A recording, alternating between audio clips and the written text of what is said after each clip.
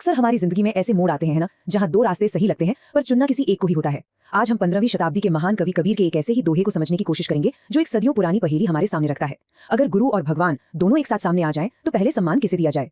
तो चलिए सबसे पहले उस दोहे को सुनते हैं जिसने सदियों से लोगों को सोचने पर मजबूर किया है। गुरु गोविंद दो खड़े काके लागू पाएं, बलिहारी गुरु आपकी गोविंद दियो मिलाए। अब ये सुनने में तो बस दो लाइनें लगती हैं, है ना? लेकिन इनमें जो सवाल छुपा है वो बहुत गहरा है। इसकी पहली ही लाइन एक ऐसी दुविधा खड़ी कर देती है जिस पर बड़े बड़े ज्ञानी भी सदियों से सोचते आए हैं। तो इस पहली लाइन का मतलब क्या हुआ? मतलब ये कि मेरे सामने गुरु भी खड़े हैं और गोविंद यानी भगवान भी। अब सवाल ये है कि मैं पहले किसके पैर छूकर आशीर्वाद लूं? और देखिए, ये सिर्फ एक सवाल नहीं है, ये तो हमारी श्रद्धा और समझ का एक तरह से इम्तिहान है। हाँ, तो ये कोई मामूली सवाल नहीं है कि पहले किसे नमस्ते कहें। नहीं, ये एक बहुत ही गहरा, एक दार्शनिक सवाल है। क्या हमें उस इंसान को पहले सम्मान देना चाहिए जिसने हमें ज्ञान दिया, या फिर उस मंजिल को जहां वो ज्ञान हमें पहुंचा रहा है? तो इस पहेली को सुलझाने के लिए सबसे पहले ये समझना जरूरी है कि ये दो किरदार हैं कौन, गुरु और गोविंद। आखिर इनका मतलब क्या है इस दोहे में?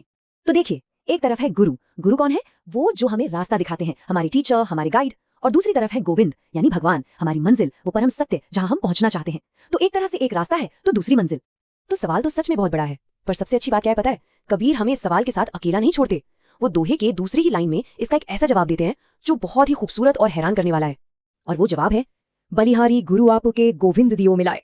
बस इसी एक लाइन में कबीर ने पूरी गुत्थी सुलझा दी है। और इसके पीछे का जो दर्शन है वो कमाल का है। तो कबीर कह रहे हैं, बलिहारी गुरु आपकी, इसका मतलब है, हे गुरु, मैं तो आप पर न्यौछावर हूं। मैं सबसे पहले आप ही को प्रणाम करूंगा। क्यों? क्योंकि आप ही तो वो हैं जिन्होंने मुझे गोविंद का यानी भगवान का रास्ता दिखाया। अगर आप न होते तो मुझे तो पता भी नहीं चलता कि गोविंद है कौन और उन तक पहुंचना कैसे है। तो ये बड़ा सवाल उठता है कि आखिर मंजिल से पहले रास्ते को इतना सम्मान क्यों दिया जा रहा है? चलिए इस फिलॉसफी को, इस दर्शन को थोड़ा और आसान भाषा में समझने की कोशिश करते हैं।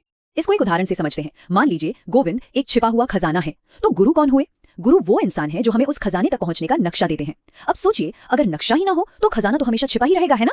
ये पूरी जो यात्रा है ये इन 3 कदमों में पूरी होती है। पहला कदम, गुरु हमें ज्ञान का वो नक्शा देते हैं। फिर दूसरा कदम, हम उस नक्शे के सहारे उस रास्ते पर चलते हैं, मेहनत करते हैं। और फिर आता है तीसरा कदम, हम अपनी मंजिल तक पहुंच जाते हैं, हमें वो खजाना मिल जाता है। तो बात साफ है, गुरु के मार्गदर्शन के बिना तो ये सफर शुरू ही नहीं हो सकता था। इसीलिए नक्शा देने वाले का सम्मान सबसे पहले बनता है। अब देखिए, ये जो बात कबीर कह रहे हैं ये सिर्फ आध्यात्मिक दुनिया के लिए नहीं है।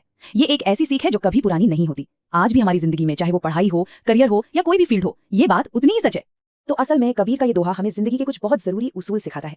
ये हमें सिखाता है कृतज्ञता, यानी उन लोगों का शुक्रगुजार होना जिन्होंने हमें रास्ता दिखाया।